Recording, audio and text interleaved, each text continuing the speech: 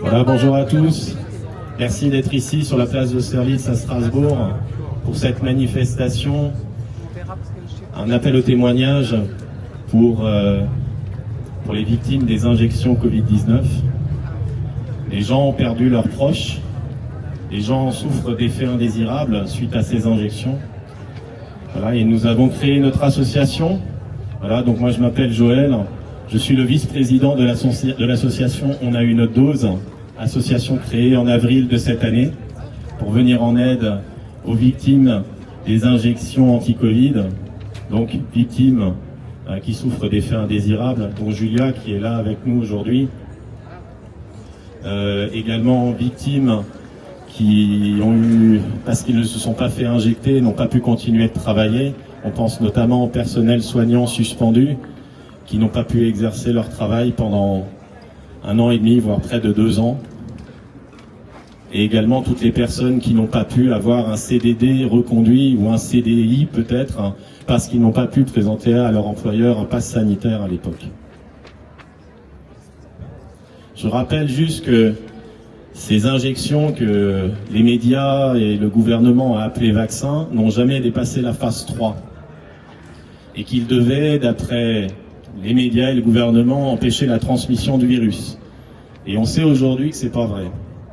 En octobre 2022, au Parlement européen, donc Janine Small, qui est la vice-présidente de Pfizer, a avoué que le vaccin anti-Covid n'a pas été testé sur sa capacité à empêcher la transmission du virus. Donc ce qui veut dire que la politique mise en place avec le pass sanitaire, eh ben, elle ne tient absolument pas la route.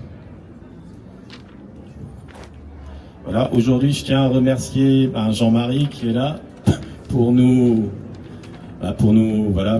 tous les médias indépendants.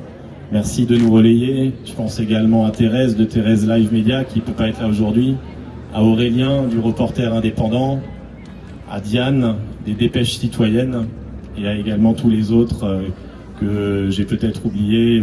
Voilà. Merci à eux de relayer nos actions. Je vais commencer par peut-être des petits témoignages de gens qui ne peuvent pas être là. Marc Gérombault du collectif Action 200 Belgique. Marc Gérombault, c'est le papa de Jennifer. Jennifer qui à l'âge de 42 ans est décédée d'une embolie pulmonaire 1 mois après avoir subi 2 doses de Pfizer. Donc elle n'avait pas d'antécédents à l'époque, Jennifer est décédée suite à ça, et son papa, donc Marc, est l'un des leaders du collectif Action 200 Belgique avec qui on est partenaire. D'ailleurs, le 12 octobre prochain, nous nous rendrons à Virton en Belgique pour une manifestation avec nos amis belges. Je tiens aussi à témoigner de parler de Marie-Charlotte Boutier, qu'on connaît plus nous sous le nom de Macha. Donc là, j'ai en main le livre que Marie-Charlotte a édité. Elle n'a pas trouvé d'éditeur, donc voilà, elle l'a écrit avec Patrick Joland, Anne-Marie Guim et Ronald Guillaumont. Voilà, pourquoi avez-vous tué ma vie? Donc Marie-Charlotte, elle a eu 3 injections de Pfizer. Elle souffre aujourd'hui d'une encéphalomyélite myalgique, donc c'est une maladie neurologique qui se caractérise par une fatigue persistante.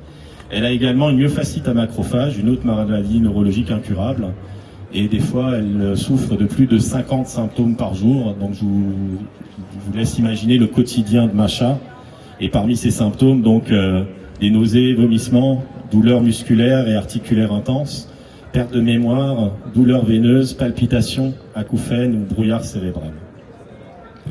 Je rappelle qu'en juin 2023, l'Agence nationale de sécurité du médicament a recensé en France près de 194 000 effets indésirables liés aux injections Covid-19, dont 25% de cas graves. Et il y a eu recensé 1635 décès. Selon certains spécialistes, comme le juriste Marc Gauthier, ces effets ne représentent que 1 à 10% des effets indésirables réels, car les gens, souvent malheureusement, ne déclarent pas leur effet indésirable. Donc, on peut le multiplier peut-être par 10. Voilà, et je vous donne juste une liste de cas graves, donc des gens comme Julia qui souffrent d'une péricardite, à l'heure actuelle, moi, tu souffres d'une spondylarthrite ankylosante. Voilà, d'autres symptômes comme le syndrome de Guillain-Barré, des gens qui souffrent de thrombose, diabète, AVC, turbocancer, troubles menstruels, ou infarctus du myocarde, hypertension artérielle, paralysie faciale, maladie de Creutzfeldt-Jakob. Donc on voit tout ce que ces injections ont fait subir comme effet, comme maladie. Pour parler de la naissance de notre association, donc Cynthia qui est là, qui est la présidente d'On a eu notre dose, et moi-même avons décidé lors des rencontres citoyennes internationales à Vierzon, donc on a été invités à Vierzon, il y avait les collectifs associations françaises, belges, allemandes, suisses, qui se sont retrouvés pour parler justement de ce sujet autour des effets indésirables des injections Covid-19, et c'est là qu'on a décidé nous aussi de créer l'association On a eu notre dose. Et je remercie toutes les associations qui œuvrent là-dedans. L'association à victimes en premier lieu, présidée par Mathieu Dubois. Mathieu Dubois, c'est un mec tellement formidable, j'ai même pas de mots pour le décrire, tellement j'adore ce gars. Bon, Mathieu, c'est un papa de 39 ans, il a été injecté une fois Moderna. Il souffre de problèmes neurologiques avec spasmes, brûlures, décharges électriques, douleurs, raideurs, etc. Et là, il est invalide, il ne peut plus exercer, il ne peut plus travailler. L'association à victimes dénombre pas moins de 450 membres à l'heure actuelle. Eux, ils ont été créés en décembre 2022. 450 membres, et donc eux, ils recensent les personnes victimes d'effets indésirables suite aux injections, mais également les personnes qui souffrent de Covid long. Donc parmi leurs 450 membres, ils ont 20 personnes qui souffrent de Covid long et 450 autres personnes qui souffrent d'effets indésirables liés aux injections. Voilà, je salue également, donc, bon, j'ai parlé de Mathieu, mais je peux pas oublier Mélanie Maupas.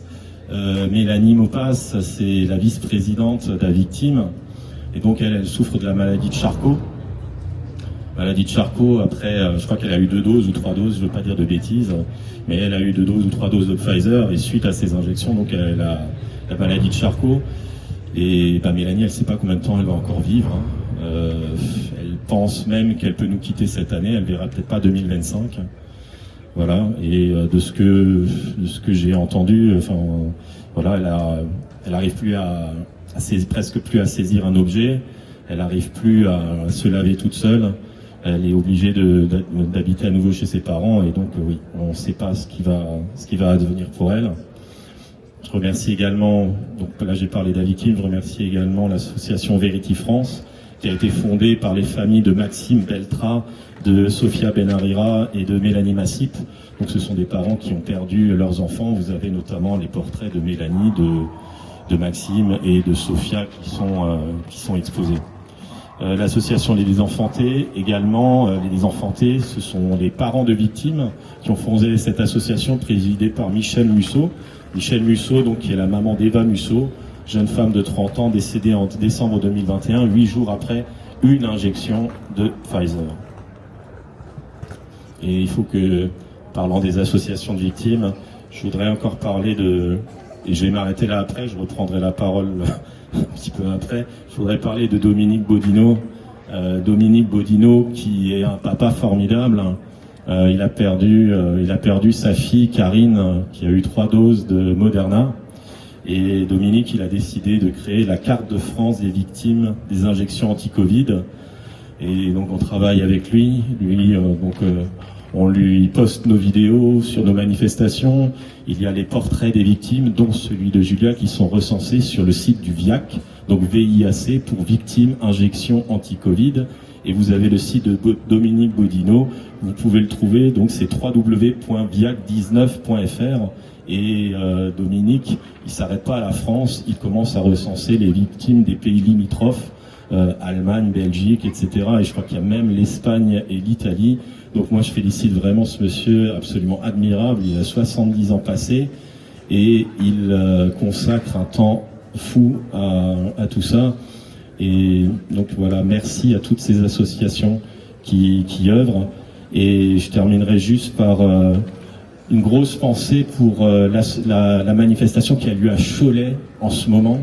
Donc à Cholet, il y a un hommage aux victimes anti-Covid avec également le collectif des Masques Blancs de Nantes qui sont présents là-bas, et on a nos amis donc de toutes ces associations dont je vous ai cité qui sont en ce moment à Cholet. Donc on est à 800 km de Cholet ici, et je leur ai fait un gros coucou ce matin pour dire que voilà, Strasbourg et Cholet aujourd'hui, c'est le même combat pour la reconnaissance des victimes. Voilà, je vous remercie.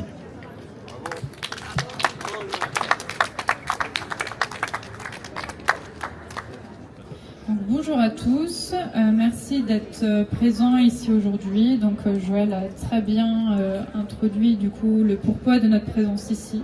Les victimes des mesures liées aux injections anti-Covid, que ce soit du coup les vaccinés, les non-vaccinés. Les non-vaccinés, du coup, voilà, ça fait 2 ans maintenant, même plus, 3 ans, qu'on est tous actifs, qu'on est sur le terrain. Le temps passe, mais les blessures, elles sont toujours là. Et voilà, donc vraiment de se réunir tous ensemble. L'idée, c'est pas de pointer l'autre du doigt, c'est vraiment de se rassembler, de faire acte de la blessure des autres. Les blessures, elles sont vraiment multiples aujourd'hui. Et donc nous, voilà, ce qu'on propose au niveau de l'association, donc on est vraiment une association locale en Alsace-Moselle d'aide aux victimes. Donc c'est-à-dire que voilà, on propose une offre de services aux victimes, que ce soit du coup un accompagnement à la déclaration des effets indésirables. Donc on est en lien avec l'association aussi Solidéclat qui, elle, est en mesure, constituée de soignants, qui est en mesure d'accompagner chaque victime à essayer de poser les jalons de son dossier, parce qu'on sait qu'aujourd'hui c'est quand même très difficile à la fois d'intégrer la réalité de ces pathologies, de le faire attester par des médecins et d'entamer vraiment un parcours pour jusqu'à la reconnaissance. Donc nous, on est vraiment là pour accueillir, écouter et puis accompagner, donner des conseils. On remercie aussi du coup Nancy Rizacher qui est avocate dans les Vosges, qui a été très active aussi ces dernières années et qui là encore propose son aide, des conseils juridiques gratuits pour les victimes. Pour les accompagner dans ce processus-là et aussi peut-être un jour porter des recours en justice si c'est opportun ou pas. L'idée vraiment c'est de se rassembler. Il y a des voix qui résonnent un petit peu partout en France. Nous, on fait en sorte qu'elles puissent retentir un petit peu autour de chez nous, à côté de chez nous. Et voilà, d'ouvrir, de libérer la parole, que le tabou et la doxa aussi puissent se lever. Et derrière, ce qu'il y a, c'est de pouvoir accompagner les gens et puis les soigner, quoi. C'est-à-dire qu'aujourd'hui, il y a quand même des gens qui souffrent, qui ont des pathologies, qu'on laisse complètement en errance, que ce soit médicale, administrative, financière, juridique. Elles peuvent plus travailler, donc le nombre de victimes aussi qui est maintenant reconnu MDPH, au niveau de la victime, c'est 95%. Il y a des pathologies dont on parle un peu de plus en plus, les maladies de Charcot aussi.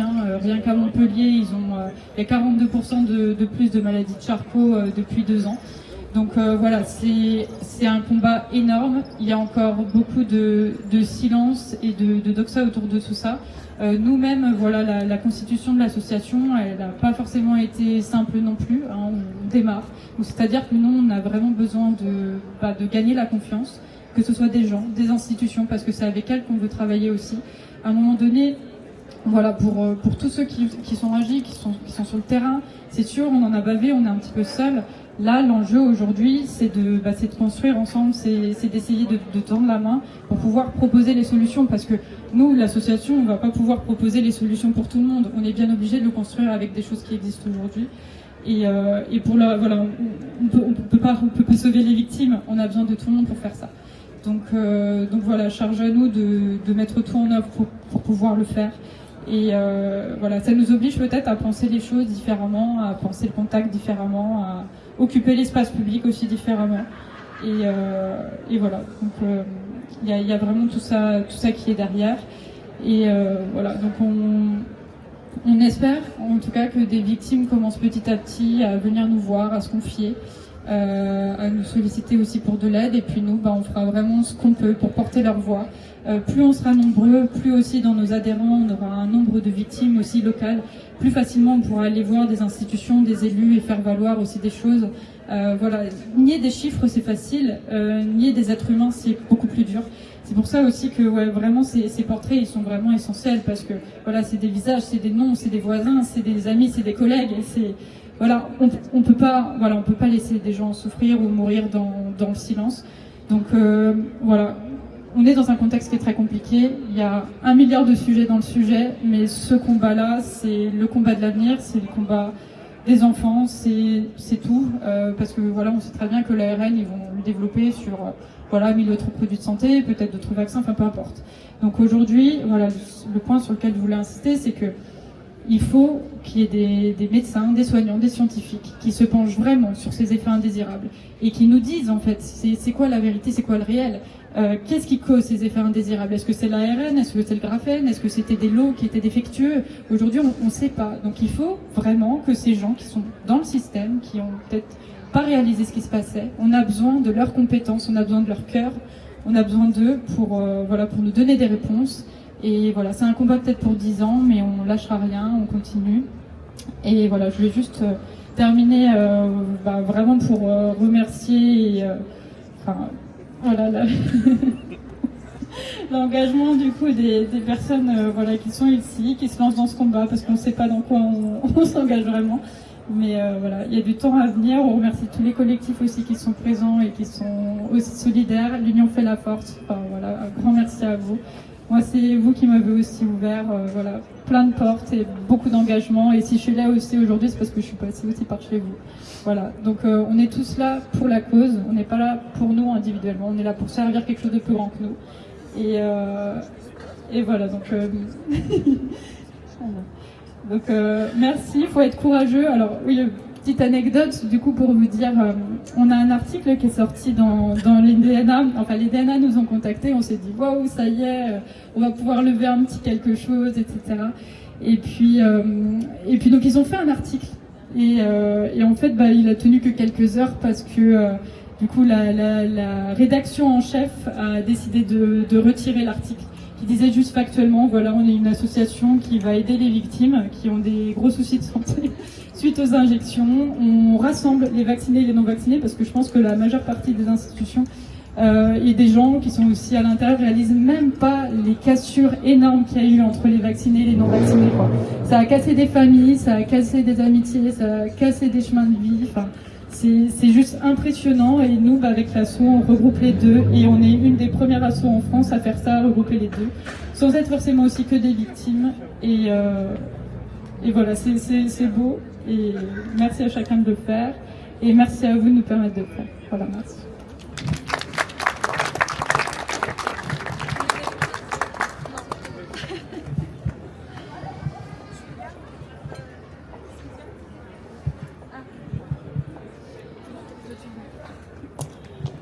Bon, je vais me présenter un peu pour ceux qui ne me connaissent pas.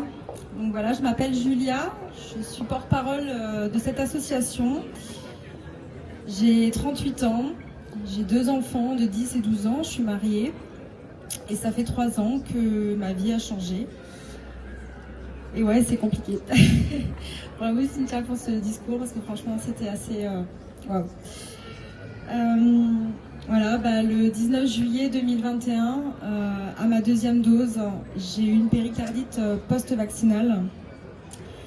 Ça a été très compliqué parce que je ne comprenais pas ce qui m'arrivait, j'avais pas de soucis particuliers de santé avant. J'étais assistante maternelle, je gardais 4 loulous, c'était ma passion. Au jour d'aujourd'hui, je ne pourrai plus jamais faire ce métier parce que je ne peux plus me baisser. Il y a plein de gestes de la vie quotidienne qui sont devenus très compliqués au quotidien. Voilà, il y a eu beaucoup d'allers-retours aux urgences, beaucoup de consultations de spécialistes, de médecins. Mon dossier est TP, je vous assure. Donc, suite à cette péricardite, c'est comme ça que ça a commencé.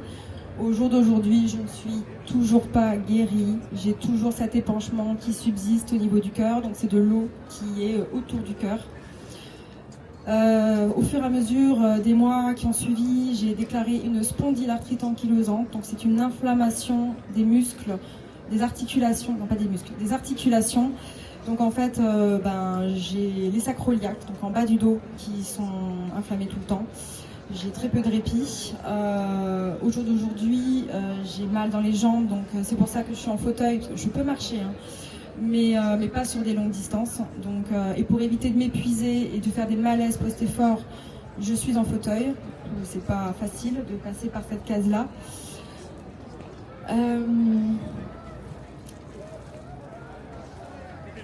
J'ai des troubles cognitifs, j'ai des pertes de mémoire, donc j'ai noté plein de choses sur mon téléphone pour me souvenir, sinon j'oublie des choses. J'ai énormément de symptômes au quotidien. C'est pas évident. J'ai une reconnaissance à la MDPH et je suis en attente parce que j'ai fait un recours pour bénéficier de la PCH parce qu'il faut savoir que je ne peux plus faire mon ménage chez moi à la maison, donc j'ai besoin d'aide pour aller chercher un drive, pour faire du ménage, pour m'aider au quotidien si j'ai besoin. J'ai une reconnaissance de diagnostic d'encéphalomyélite myalgique, donc ça touche le cerveau. Je ne rentrerai pas plus dans les détails parce que je ne suis pas capable là, de vous faire un speech sur l'encéphalomyélite myalgique. Je suis en attente de passer un PET scan à Henri Mondor à Paris, donc il va y avoir un déplacement là-bas. Et voilà, donc j'ai énormément de pathologies. C'est vraiment pas évident au quotidien. Je ne vais pas parler de moi toute l'après-midi. Je voudrais avoir une énorme pensée pour toutes les victimes qui se battent au quotidien, pour avoir une reconnaissance, parce qu'il y a beaucoup de gens qui sont dans une errance médicale et ça c'est terrible. Et en 2024, c'est pas possible. Il faut qu'il y ait des médecins, il faut qu'il y ait des gens qui soient là pour aider ces gens qui souffrent au quotidien et qui sont seuls chez eux, parce qu'ils n'ont peut-être pas de famille, parce qu'ils n'ont peut-être pas un soutien au niveau de l'entourage familial. Et ça, c'est ce qui manque. Et l'association, elle est là pour ça aussi, pour être là, pour écouter, pour soutenir, parce que c'est important et que personne doit être seul aujourd'hui dans ce combat. Un soutien aux familles des victimes qui ont perdu leurs enfants, parce que c'est terrible et parce que c'est tragique. Comme disait Cynthia avant, faire remonter les cas à la pharmacovigilance, c'est très important. Parce que plus il y aura de cas et plus on pourra dire « Ah ben oui, dans ce symptôme-là ou dans cette maladie-là, que ce soit la péricardite, que ce soit la spondylarthrite, que ce soit n'importe quelle autre maladie qui existe post-vaccinale ou qui s'est déclarée après ces vaccins, c'est important de les faire remonter. Donc Solidéclat est là pour vous aider à monter votre dossier, à faire cette déclaration et vous n'êtes pas seul. Et ça, c'est très important encore une fois. Là, c'est mon cœur qui parle. Une énorme pensée aux drôles de dames, à notre club des 5, à Macha, à Malo, à Mélanie qui a la maladie de Charcot et qui est si jeune. Et on ne sait pas ce qui va lui arriver. Alors, Mathieu, notre président des victimes, que j'adore du plus profond de mon cœur et qui fait un boulot incroyable et se déplace dans toute la France. Voilà, dans notre malheur, en fait, on a rencontré des gens incroyables et merveilleux. C'est une aventure compliquée, mais à la fois tellement merveilleuse. Je voudrais juste vous dire, prenez soin de vous, faites ce qu'il faut, entourez-vous des bonnes personnes et ne restez pas seuls. Prenez soin de vous et prenez soin de vos proches, c'est important. Parce que la santé, quand vous l'avez, c'est bien, et quand vous l'avez plus, c'est terrible. Merci.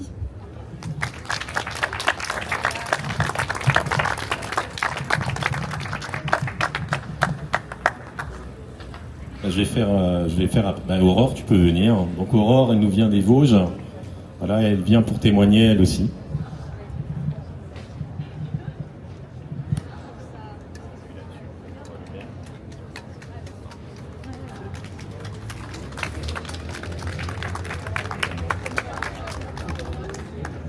Merci à tous. Alors, je suis un petit peu nouvelle. Hein. Je viens d'arriver un peu comme un cheveu sur la soupe. Hein. Je crois qu'on dit ça comme ça.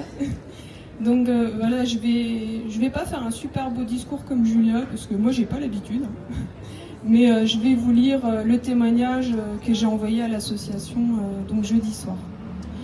Bonjour, je m'appelle Aurore, j'ai 39 ans. J'ai reçu 2 doses de Pfizer les 27 juillet et 30 août 2021. Travaillant dans le médico-social, j'ai été soumise à l'obligation vaccinale pour pouvoir continuer à exercer mon métier. Je souhaite témoigner des effets secondaires des injections Covid, car comme vous le dites si bien, il est temps de libérer la parole, pour que tous les drames, les dégâts causés, soient enfin reconnus de tous, et que justice soit rendue dans notre pays des droits de l'homme qu'est la France. À la première injection, au niveau du bras gauche, J'ai développé rapidement une bosse douloureuse, une sensation de brûlure intense, puis s'en est suivi un amaigrissement du deltoïde, une perte de force, douleur lancinante et irradiante, des troubles sensoriels et sensations de décharge électrique jusqu'en haut de la tête, qui perdurent encore aujourd'hui. De même, j'ai souffert de démangeaisons intenses au niveau du tronc, de palpitations, de vertiges et de nausées. 3 nuits d'insomnie avec des hallucinations la première nuit. 5 jours après, des maux de tête intenses qui ont fini par s'atténuer un peu et l'épuisement, lui, persistait. À la deuxième dose, au vaccinodrome, lors de l'entretien préparatoire, le médecin était inquiet quant aux symptômes que je lui ai rapportés de la première injection et finit par dire à ses collègues, pourvu que cela ne tourne pas mal. Je suis restée 30 minutes au lieu des 15 prévus. Après, j'étais complètement vaseuse, épuisée. J'ai eu à nouveau des démangeaisons comme si j'étais brûlée vive. 3 nuits d'insomnie, des palpitations, des vertiges, des troubles digestifs, de l'essoufflement, des ganglions plusieurs semaines. Puis les troubles de l'attention sont arrivés, les difficultés à réfléchir, je n'arrivais plus à lire, la mémoire de travail défaillante, des inflexions de plus en plus fréquentes. Mon état de santé a continué à se dégrader, j'étais devenue l'ombre de moi-même, mais je m'accrochais. Pour conserver la validité de mon pass sanitaire pour travailler, je devais faire la 3e dose en février 2022, mais je ne voulais absolument pas y retourner. Mes douloureux symptômes persistaient. J'ai consulté un nouveau médecin en lui faisant part de mes inquiétudes. Suite à tous ces symptômes et séquelles, lui ne pouvait rien faire et m'a envoyé chez l'allergologue. J'avais rendez-vous en mars, c'était trop tard. J'ai pleuré de désespoir. Je ne le sentais pas du tout, mais vraiment pas. Finalement, 3 jours après, j'ai contracté le Covid. Peut-être m'a-t-il permis d'éviter le pire, qui sait. Et mon état continue à se dégrader. En juin 2022, j'ai été envoyée aux urgences après une consultation chez le médecin pour suspicion d'AVC. Mais l'IRM cérébral n'a rien montré. Puis en avril 2023, après plus d'une année d'errance médicale, où j'ai entendu « c'est le stress, vous êtes anxieux-dépressive, déconditionné, allez faire de la rééducation à l'effort, vous avez des troubles neurologiques fonctionnels ». Traduction pour ceux qui ne connaissent pas, c'est dans votre tête.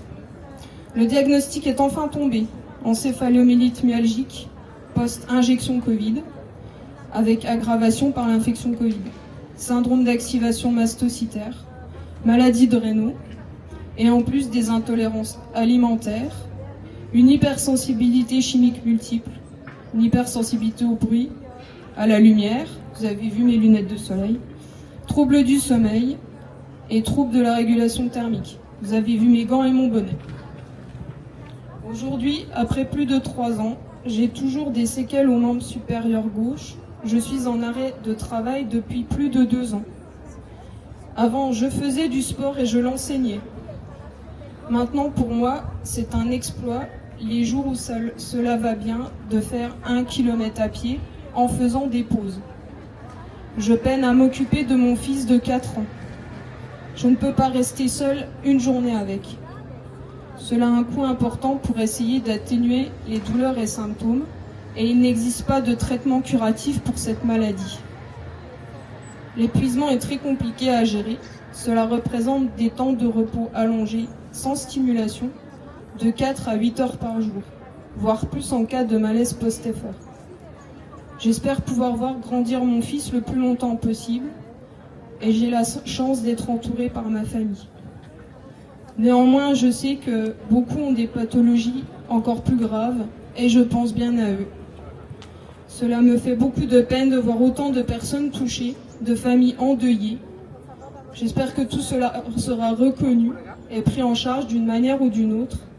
Et je remercie les associations comme la vôtre qui apportent de l'écoute et du soutien dans cette terrible épreuve. Merci.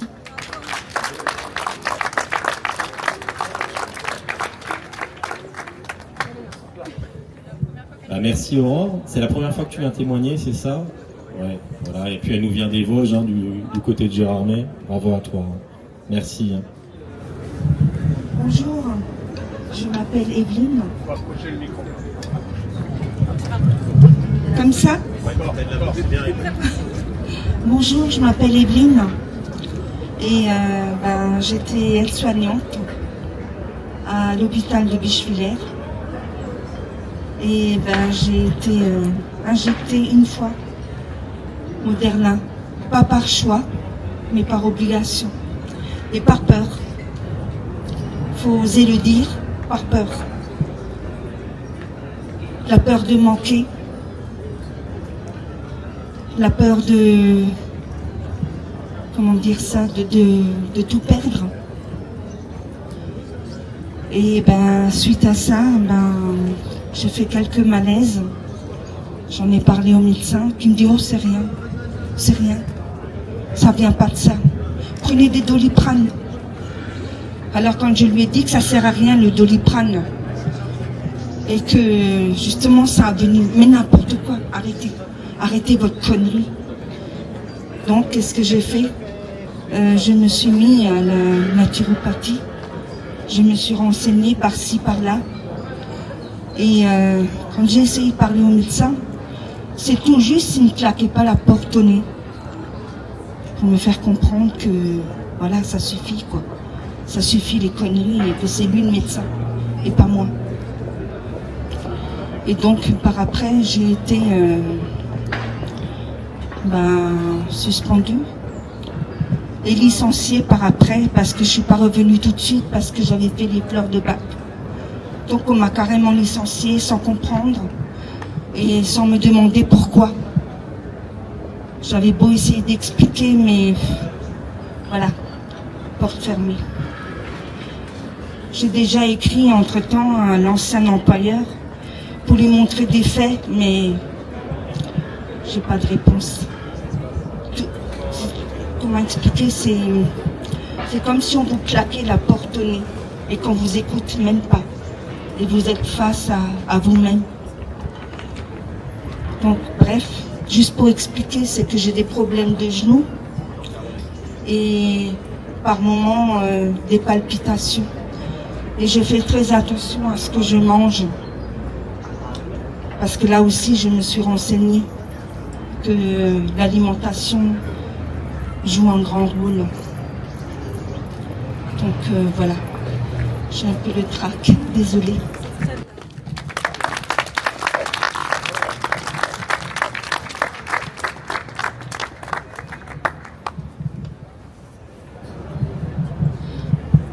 Est-ce qu'il y a d'autres victimes ou personnes qui souhaitent prendre la parole, professionnels impactés par les mesures ou victimes d'effets indésirables?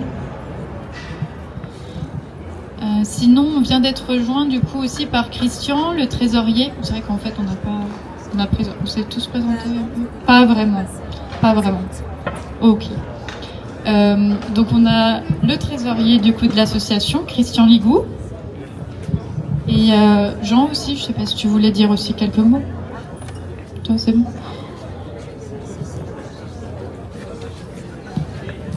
Oui, la boutique est ouverte. Oui. Voilà. Donc, et Joël, on va dire. Je sais pas si tu voulais dire quelques mots aussi. Donc, le trésorier, l'assesseur de l'association, Julia porte-parole, Joël vice-président et donc présidente. Voilà. Donc n'hésitez pas à discuter avec nous si vous avez des questions, à prendre des renseignements. Donc on a effectivement les flyers qui expliquent vraiment le pourquoi de l'association, ce qu'on propose aujourd'hui. Comme toute association, on a aussi des frais de fonctionnement. Il y a on va se déplacer aussi pour aller sur des actions un petit peu partout en France. On souhaite aussi pouvoir constituer des cagnottes solidaires pour les victimes qui ont des effets indésirables. Bon, tout reste à construire et à penser, mais voilà, au-delà des problématiques et des pathologies, c'est aussi des victimes qui peuvent avoir des soucis, des difficultés financières, bien sûr, parce qu'elles ne travaillent plus, etc. Donc il y a beaucoup de problèmes qui peuvent se rajouter aussi à ce qu'elles vivent au quotidien. Donc on aimerait bien pouvoir constituer des cagnottes et pouvoir aussi se développer, et tout ça, ça a un coût. Donc c'est pour ça qu'on a fait éditer aussi un certain nombre de goodies, que ce soit des t-shirts, des éco-cups, des autocollants, etc. Donc n'hésitez pas, c'est une façon aussi voilà, de nous soutenir, de porter un petit peu nos couleurs, vu qu'on démarre tout juste, hein, et en même temps de nous aider un petit peu financièrement. Ça va nous permettre d'avoir un petit peu de trésor et de pouvoir aller beaucoup plus loin dans les actions qu'on propose. Voilà, et si vous voulez adhérer et faire des dons, bien sûr, vous le pouvez. Et on vend du coup quelques boissons aussi à côté. Oui, peut-être pas. Donc n'hésitez pas à en parler autour de vous. On est présent aussi sur les réseaux Facebook, Telegram, Instagram et Twitter. On a une note dose tout attachée, @. On est présent aussi sur Hello Asso et du coup tous nos goodies aussi sont en vente en ligne sur Contre-Propagande, donc qui est aussi voilà, une entreprise engagée qui se met au service de différents collectifs et associations qui œuvrent dans l'intérêt général, que ce soit partout en France. Et on remercie du coup Johan pour son aide, ses services, par la même occasion. Et voilà.